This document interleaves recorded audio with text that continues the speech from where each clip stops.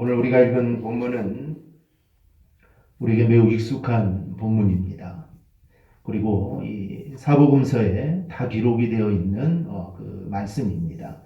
한마디로 말하자면 예수님께서 보리떡 5개와 물고기 2마리로 이 남자만 5,000명을 배불리 먹게 하고 남은 조각이 12바구니가 되었다라는 그런 내용입니다.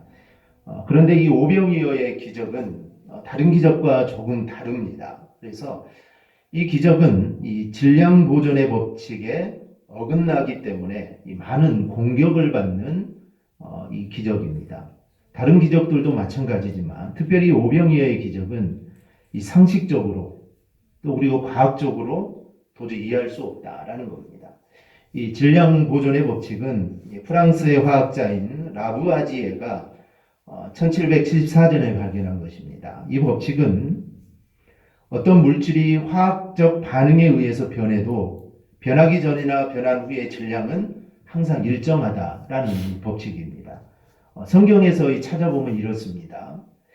우리가 알다시피 병든 자가 고침을 받았거나 또 귀신이 쫓겨나갔어도 고침을 받기 전이나 고침을 받은 후나 이 질량에는 변화가 없습니다. 이 말은 사람은 그대로 있다라는 것입니다.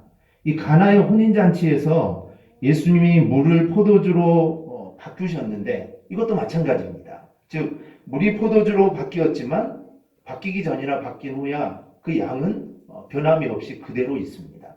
그런데 오병이어는 남자만 5,000명이 먹고 남은 것을 12강주리에 담았다는 것은 이것은 질량 보존의 법칙에 어긋나고도 아주 크게 어긋난 겁니다. 그래서 이것은 말도 안 된다라는 것입니다.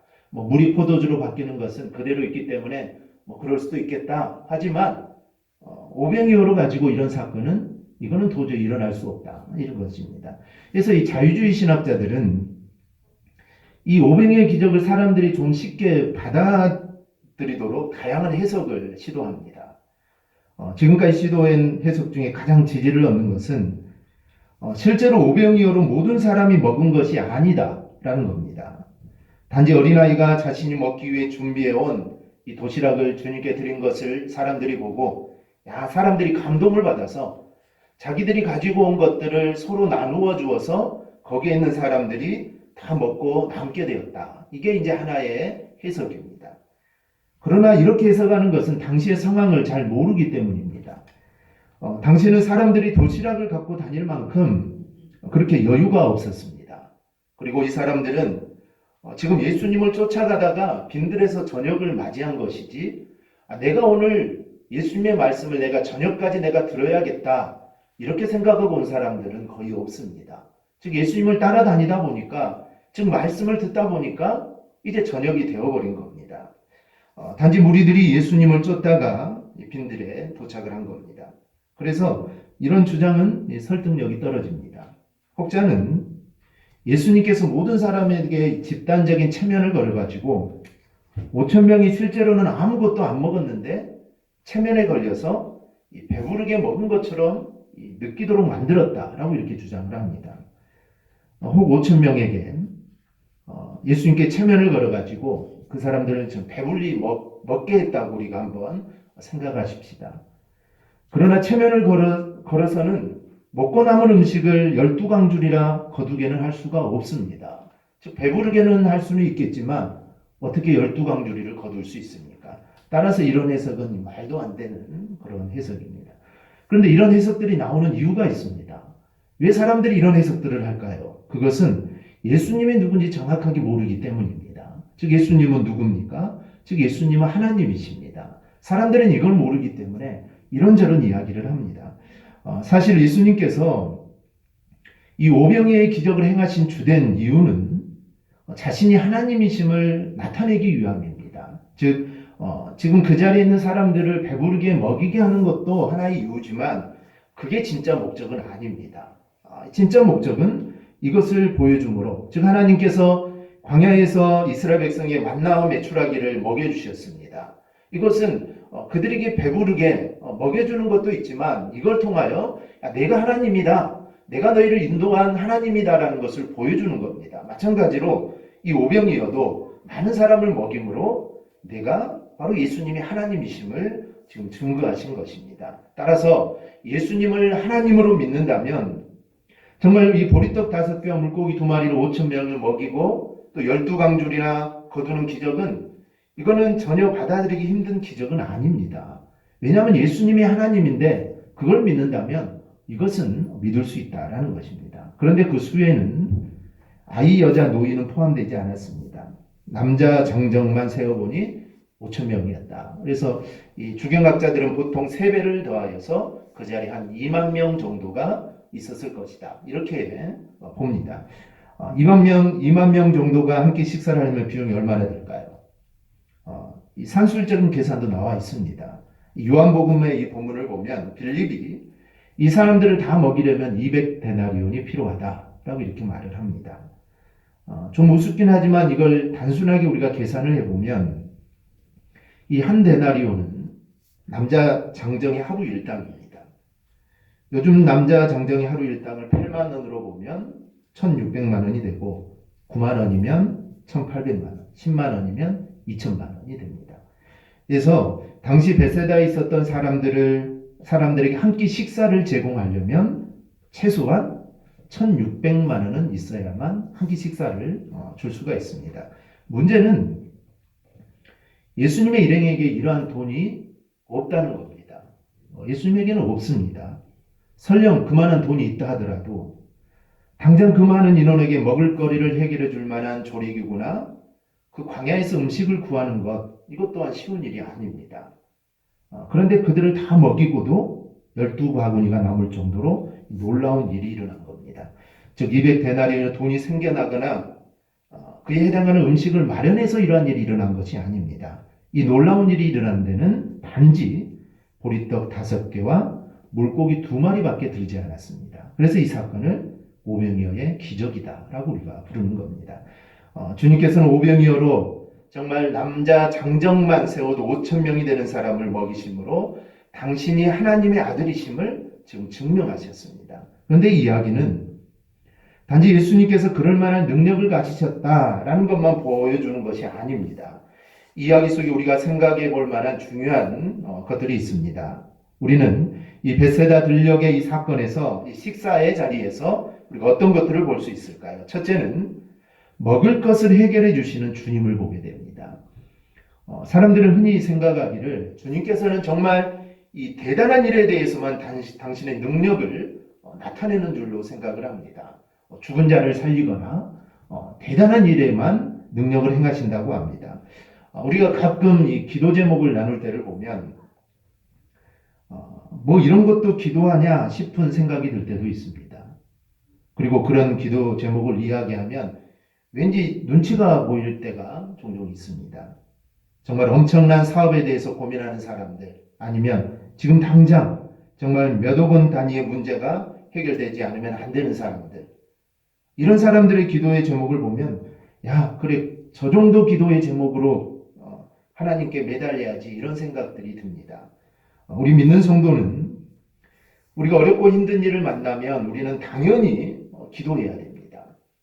어렵고 힘든 일을 만났는데도 기도하지 않는다면, 어려운 일을 만났는데도 평상시에야 기도 안 할 수도 있겠지만 정말 어려운 일을 만났는데도 기도하지 않는 사람은, 이런 사람들은 정말 강심장입니다. 무슨 배짱인지 모릅니다. 우리가 이런 문제는 정말 하나님의 도움 없이는 해결할 수 없는 것이기 때문에 우리는 당연히 기도해서 하나님의 인도하심을 우리는 받아야 합니다. 그런데 이런 기도뿐만 아니라 우리는 먹는 것을 위해서도 우리는 기도해야 됩니다. 먹는 것은 우리가 너무 일상적인 것이어서 소홀하게 생각하기 정말 쉽습니다. 더구나 요즘은 정말 아무리 가난해도 식량이 없는 집은 거의 없을 정도로 이 수준들이 많이 우리 좋아졌습니다. 그러니 더더욱 먹을 것을 가지고 우리가 기도하는 것은 신앙으로 따지면 정말 낮은 수준의 일로 치부되는 경향이 있습니다. 하지만 가장 기본적인 먹는 것이야말로 우리는 하나님의 은혜가 아니면 해결되지 않는다라는 그런 생각을 우리는 가져야 합니다. 정말 주님이 허락하시지 않으면 쌀 한 톨도 우리 입으로 들어갈 수 없다는 것을 우리는 알아야 됩니다. 즉 아무리 부자라도 주님께서 그 입을 막으시면 쌀 한 톨을 입으로 넘길 수가 없습니다. 아프리카 몇몇 지역을 빼면 이 먹는 문제는 오늘날 그리 큰 일이 아닙니다. 하지만 생명을 주관하시는 하나님 앞에서는 그렇지 않습니다. 즉 하나님이 허락하신 아래에서 부자나 가난한 자나 그날 하루의 양식을 먹는 겁니다. 그리고 그렇게 사는 것은 결국 인생은 주님의 손에 붙들려 사는 것임을 우리 하나님은 알게 하시기 위함입니다. 즉 하루하루의 양식을 통하여 살아감으로 정말 우리가 주님의 손에 붙들려야 된다. 주님께서는 친히 기도를 가르쳐 주실 때 빼놓지 않고 오늘날 우리에게 일용할 양식을 주시옵고 라는 이 기도를 넣으셨습니다. 우리는 이 기도를 대수롭지 않게 하지만 일용할 양식이 정말 주님께 달려있다라는 이 고백이야말로 진정한 신앙의 진수입니다. 왜냐하면 나의 가장 작은 것, 그리고 나의 가장 일상적인 것, 그리고 어찌 보면 기도하지 않아도 되는 것을 내가 주님께 지금 맡기고 살아가기 때문입니다. 이 말은 나의 모든 것을 내가 다 주님께 맡긴다는 우리의 신앙의 고백입니다. 하루하루 살아가면서 정말 오늘 먹지 않으면 정말 오늘 먹는 것을 주님께 맡기는 것, 그럼 오늘 하루도 주님께 맡기고 우리의 평생의 삶을 주님께 맡기는 것입니다. 그러니 이보다 더 귀한 신앙이 어디가 있겠습니까? 이런 점을 고려한다면 오늘 본문에 나타난 이 벳세다 들녘의 저녁은 아주 의미가 심장한 저녁입니다. 아침부터 따라다닌 사람들은 시간 가는 줄 모르고 주님의 말씀을 들었습니다. 즉 아침부터 말씀을 들으면서 주님을 따라갔다가 저녁까지 해가 질 때까지 주님을 따른 겁니다. 그러다 보니 식사 시간이 흘러가 버렸습니다. 인생은 먹어야 한다는 것을 아신 주님께서 굶는 자들을 불쌍히 여기십니다. 그리고 그들에게 충분히 먹이시고 기운을 내도록 해주십니다. 그리고 주님은 먹을 것을 주시는 분임을 그들에게 깨닫게 해주십니다. 사실 산술적으로는 그 자리에 있는 사람들이 다 먹는다는 것은 이것은 불가능한 것입니다. 그런데 놀랍게도 주님은 그 계산을 뛰어넘으셔서 먹어야 할 자들에게 먹을 것이 풍성하게 있도록 해주셨습니다. 즉 먹을 것이란 아주 단순하면서도 가장 중요한 것으로 주님은 충분히 주님의 능력을 지금 나타내십니다. 그래서 이 저녁 식사 자리는 단순히 음식, 즉 먹을거리만 해결하는 자리 그 이상입니다. 즉 전능하신 하나님의 손길이 지금 임재한 자리고, 그리고 예수님께서 친히 약속하신 메시아이심을 지금 보여주는 장소가 지금 이 벳세다의 그 저녁의 식사 자리입니다. 우리는 정말 매 식사 시간마다 벳세다 들녘 저녁 식사 자리로 우리는 갈 수가 있습니다. 그리고 우리의 식사 자리는 오늘 이 벳세다의 식사의 자리가 되어야 됩니다. 주님이 나에게 음식을 주셔서 정말 나를 먹게 하셨다는 것을 고백하고 정말 감사함으로 우리가 음식을 받을 때 우리는 오병이어의 벳세다 들녘에 지금 우리는 있는 것입니다.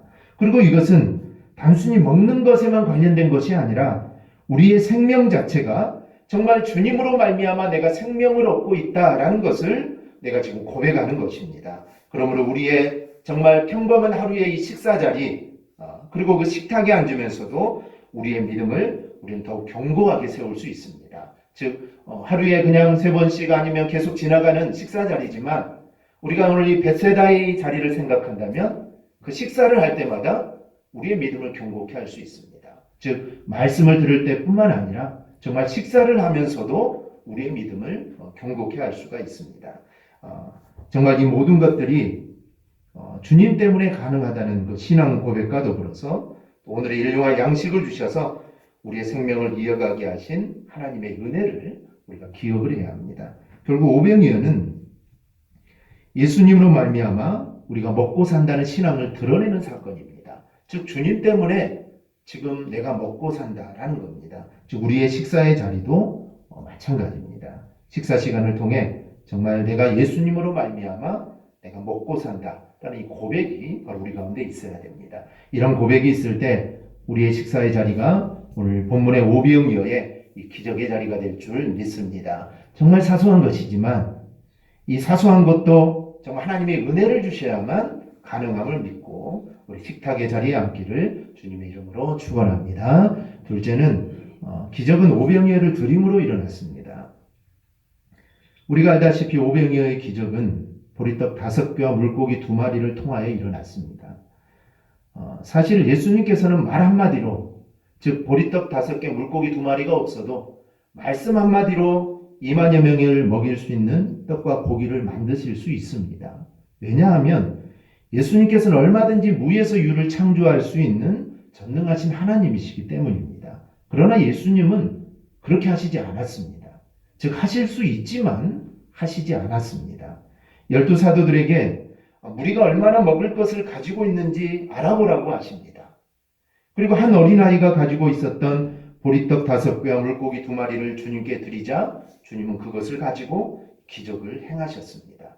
이것을 통하여 무엇을 알 수 있습니까? 즉 하나님께서는 우리가 드린 것을 사용하셔서 기적을 행하신다라는 것입니다. 자신은 아무것도 하지 않고 자신은 아무것도 드리지 않으면서 하나님께서 기적을 행하시도록 강구하는 것은 이것은 바른 믿음의 자세가 아닙니다. 우리가 성경을 보면 이 구약시대의 사르밧 과부가 정말 어떻게 그런 극심한 가뭄 속에서도 평생 동안 통의 기름과 가루가 떨어지지 않는 그 기적을 맛보며 살았습니까? 그가 마지막 남은 떡과 기름을 엘리야에게 주었기 때문입니다. 어떻게 수많은 사람들이 병을 고침받는 기적을 경험했습니까? 그들은 주위 사람들이 정말 매서운 눈초리가 있었음에도 불구하고 그들은 그걸 다 떨쳐버리고 주님께 나갔기 때문입니다.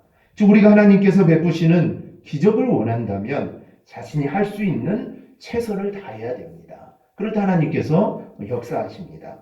그런데 예수님께서 홀로 기적을 행하실 수 있는데 왜 굳이 이 오병이어를 통하여 기적을 행하셨을까요? 그것은 드린 자로 하여금 기적의 주인공이 되게 하시기 위해서입니다. 우리가 성경을 보면 기적이 일어나면 그 기적을 통하여 사람들이 하나님께 영광을 돌립니다. 그런데 또 한편으로는 기적을 경험한 자도 사람들에게 칭찬과 영광을 받았습니다. 우리가 오병이어의 기적을 이야기할 때마다 우리가 빼놓지 않고 언급되는 사람이 있습니다. 즉 이 한 어린아이입니다. 그것은 그 아이에게 얼마나 영광이고 이거 복인지 모릅니다. 아마 이 아이는 평생 그 사건을 잊지 못할 것입니다. 그렇습니다. 하나님께서 우리를 기적의 동참자로 만드시는 것은 우리로 하여금 그 기적을 인하여 높임을 받게 하시기 위함입니다. 따라서 우리는 정말 힘들고 어려워도 주님께 드림으로 기적을 경험하고 칭찬과 영광을 우리는 얻어야 합니다. 요즘은 교회에서 무엇을 드려라 하면 별로 좋게 생각하지 않습니다. 뭘 드려라. 그렇기 때문에 오늘 어린아이가 오병이어를 드리는 것이 무슨 의미인지를 우리는 알아야 됩니다. 그냥 하나님께 드려야 된다라고 했을 때 그냥 막 드리는 것이 아니라 이 어린아이가 드린 그 의미가 있습니다. 오병이어 사건을 사복음서에 다 기록하고 있지만 어린아이가 드렸다라는 것은 요한복음에만 나옵니다. 오늘 본문에도 어린아이라는 말은 나오지 않습니다. 우리 요한복음에만 어린아이다. 이제 같은 사건이기 때문에 우리는 어린아이가 드렸다라고 볼 수가 있습니다. 그런데 어린아이가 빈들에 있다가 오병이어를 주님께 드렸다는 것은 그의 부모도 거기에 있었다는 것을 의미합니다. 아이가 하루 종일 혼자 있을 수 있을까요? 아니겠죠. 분명히 부모님도 같이 있었을 겁니다. 즉 어린아이가 내놓은 이 오병이어는 그 어린아이만의 식사가 아니라 아마 그 가족 전체의 식사의 그런 것이었을 겁니다. 그런데 그것을 모두 내놓은 것은 이게 쉬운 것일까요? 이건 쉬운 일이 아닙니다. 그것은 믿음이 없이는 결코 할 수 없는 일입니다.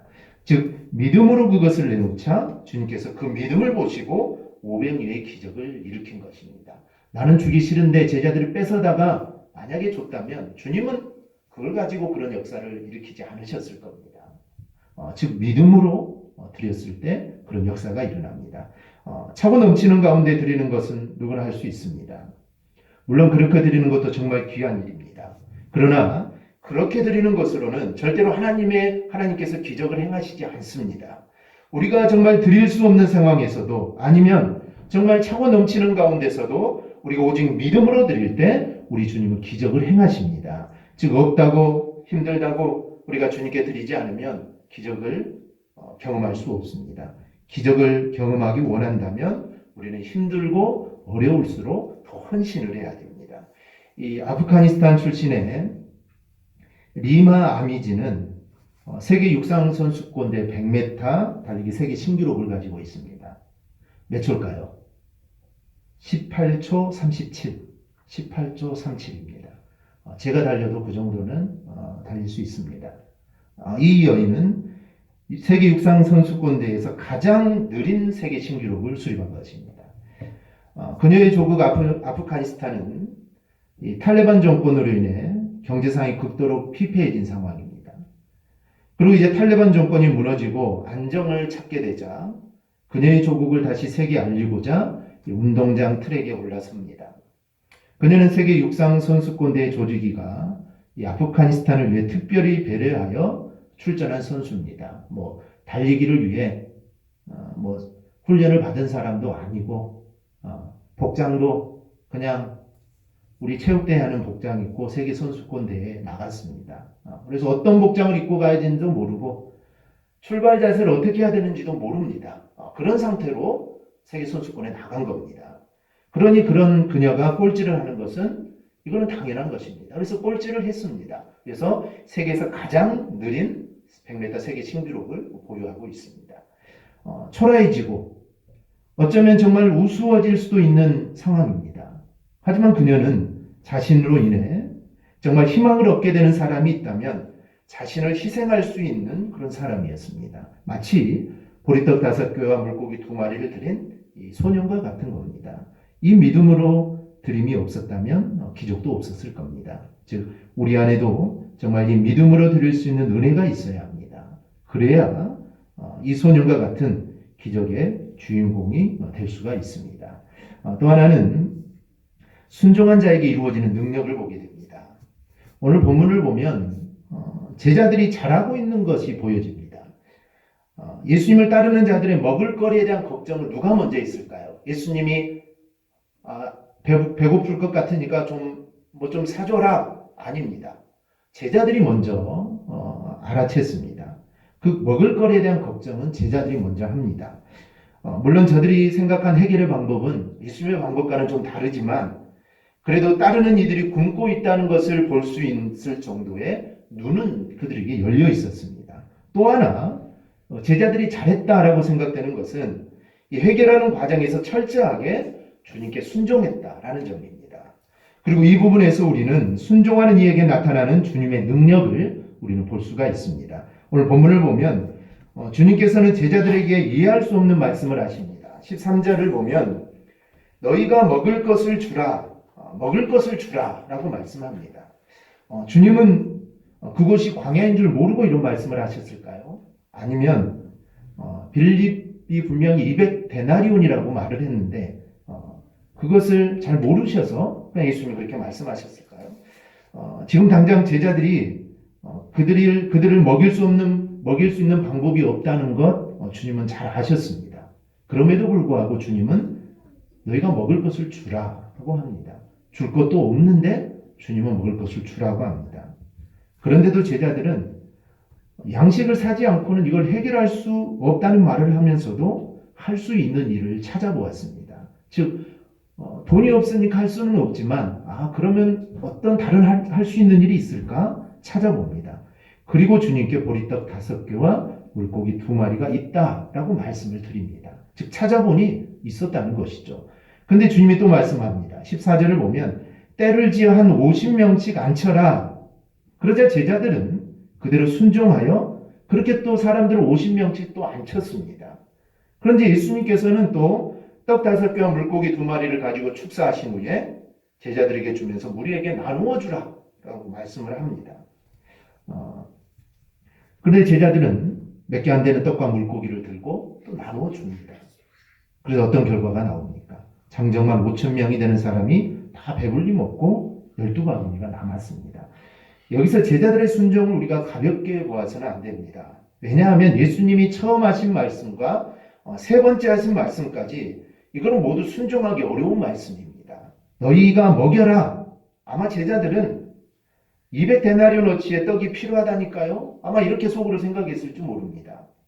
설령 돈이 있다라 하더라도 그만큼의 떡을 어디서 삽니까?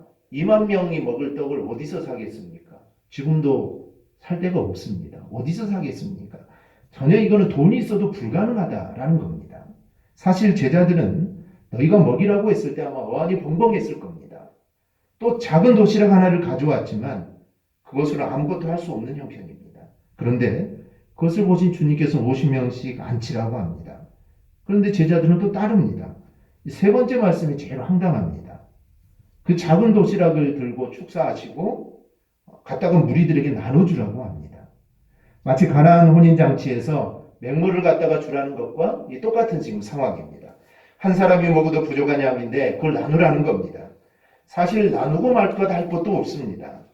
그런데 주님이 말씀하시니 도시락을 들고 50명씩 앉는 사람들에게 제자들이 갑니다.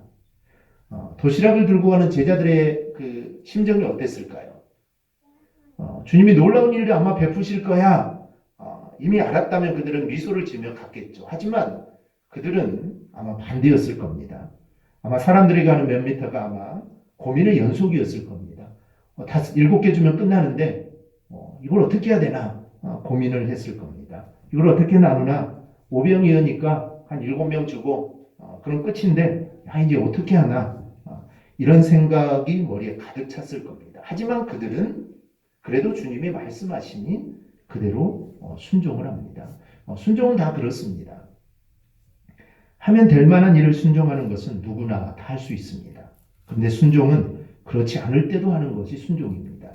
사실 순종하는 게 어리석은 일처럼 보일 때마저도 순종하는 것이 이게 진정한 순종입니다. 그런데 우리는 어떻습니까? 순종이 불가능하는 것은 말할 것도 없고 정말 당연히 순종해야 하는 일까지도 우리가 미루고 있지는 않습니까? 신앙은 순종할 때 그 진가가 드러납니다. 순종해보는 사람만이 오늘 본문과 같은 예수님의 능력을 바로 체험하게 됩니다. 오늘 말씀을 기억하고 정말 순종이 답이다. 순종이 하나님의 능력을 체험할 수 있다라는 믿음을 가지고 우리가 신앙생활하기를 주님의 이름으로 축원합니다. 마지막으로 이 능력으로 인하여 마음이 흐트러져서는 안 된다는 것을 알게 합니다. 사탄이 예수님을 시험할 때 제일 첫 번째로 한 것이 무엇입니까? 그것은 40일을 금식하신 주님에게 돌이 떡이 되게 하여 먹으라 라는 겁니다. 여기서 사탄의 시험하는 내용은 능력의 남용입니다. 예수님은 얼마든지 돌을 떡이 되게 해서 할 수 있는 능력이 있습니다. 천지만물을 창조하신 능력이 있는데 그깟 돌떡으로 바꾸는 거 이게 뭐 문제가 되겠습니까? 하지만 그 능력은 금식으로 인하여 줄인 배를 채우는 데 사용할 능력이 아닙니다. 그래서 주님은 단호하게 거부하셨던 겁니다. 능력이 있다고 해서 그 능력을 함부로 사용하거나 과신하는 건 역시 올바른 믿음이 아닙니다. 이제 제자들이 사람들이 배불리 먹고 남긴 그 떡 조각 12바구니를 거두었다는 점에 우리는 좀 관심을 가져야 됩니다. 제자들이 왜 그걸 거두었을까요? 지금 주님께서는 작은 도시락 하나로 정말 5,000명이나 먹이셨습니다. 그러면 언제 어디서든지 예수님이 원하시기만 하면 예수님의 능력으로 사람들을 배불리게 먹일 수 있습니다. 즉 그렇다고 주님이 필요할 때 그런 능력을 다시 사용하면 됩니다. 하지만 주님은 능력이 그렇게 남용되어서는 안 되기에 제자들로 하여금 떡 조각을 다 거두게 하신 겁니다.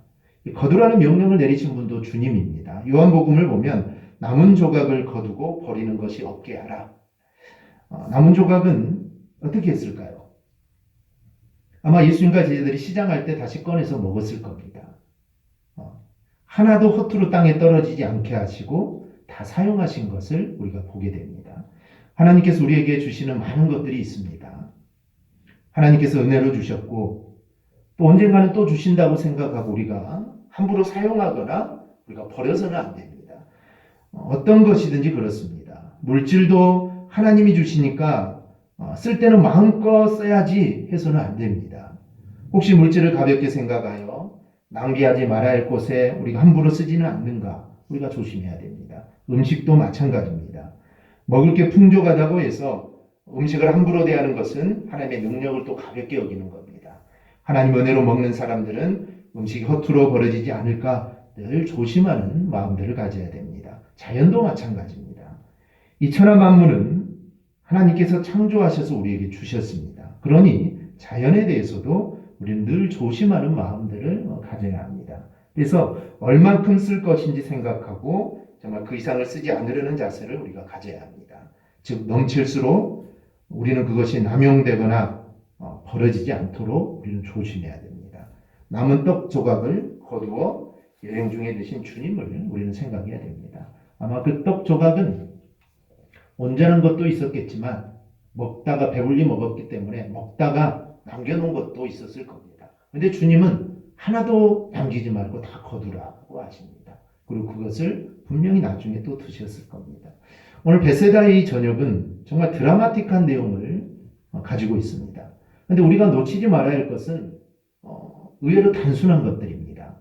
놀라운 이적을 바랄 것이 아니라 우리는 매일 먹는 양식도 주님의 은혜로 공급된다는 것을 우리는 생각해야 됩니다. 그리고 믿음으로 드릴 때 우리는 하나님의 역사를 체험할 수 있습니다. 또 항상 순종하는 삶이 있어야 살아계신 주님을 경험하게 된다. 이 사실도 우리는 알아야 됩니다. 주님의 능력이 남용되지 않도록 우리에게 주신 모든 것들을 우리는 정말 알뜰하게 또 사용해야 됩니다. 베세다의 저녁은 이렇게 우리에게 우리가 주님의 제자답게 사는 모습에 대해서 우리에게 말씀해 줍니다. 말씀을 맺습니다. 주님께서 오늘 본문에 기록된 바와 같이 이 500여의 기적을 통해 사람들의 필요를 풍족하게 채워주셨습니다. 그러나 한편으로는 이와 같은 기적을 보고 세상적인 욕심을 채우기 위해 주님을 따르는 자들이 있었습니다. 즉 주님을 왕으로 세워서 주님을 왕으로 세우면 이제 우리 먹을 문제는 다 해결되었다. 그래서 주님을 따르는 자들이 있었습니다. 그런 자들에게 주님은 이렇게 말씀하시죠. 썩는 양식을 유하지 말고 영생의 양식을 찾으라. 주님이 그들에게 책망하십니다. 따라서 우리는 세상적인 욕심을 버리고 정말 온전한 믿음으로 주님을 따름으로써 우리 날마다 이러한 은혜를 하나님이 주신 은혜를 우리는 체험해야 됩니다. 그리고 하나님 은혜를 체험할 뿐만 아니라 그 생명의 양식으로 오신 예수 그리스도를 이 세상에 증거하는 우리 성도들이 되어야 될 줄 믿습니다. 이것이 바로 오늘 주님께서 우리에게 오병이어를 보여주신 그 목적입니다. 이것을 우리가 기억하고 우리가 정말 온전한 믿음으로 또 생명의 양식이 되신 그 주님만 따라 살아가는 우리 성도들이 되시기를 주님의 이름으로 축원합니다. 아멘. 기도하겠습니다.